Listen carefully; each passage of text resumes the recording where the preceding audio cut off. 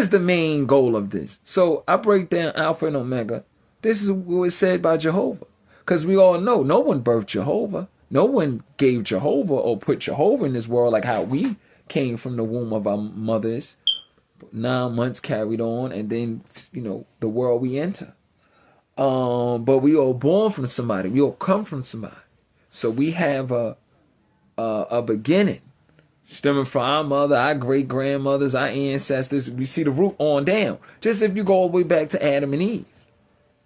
But the thing is, we were all made. Even Adam and Eve was made from Jehovah.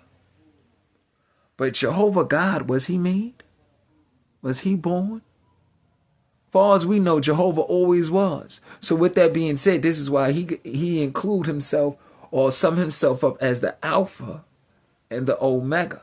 Because the beginning starts with him. And the finish will end or, stem from him as well. Jehovah always was and always will be. In fact, I think the scripture mentions that. Jehovah always was and always will be. Let's read it.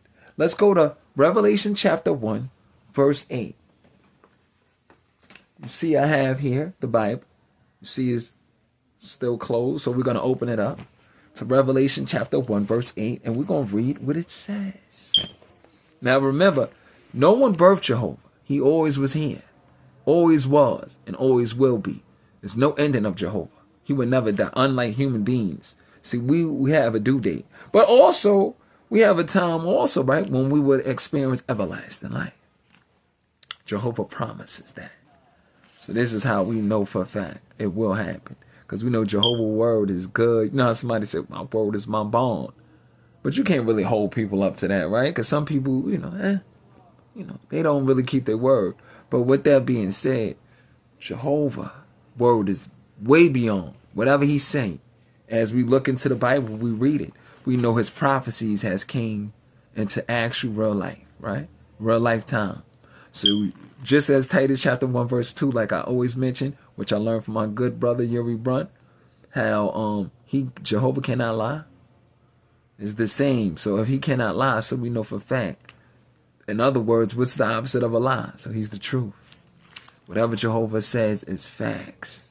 Factual. So whatever he say, you could bet your bottom dollar. You could bet it. It's gonna happen.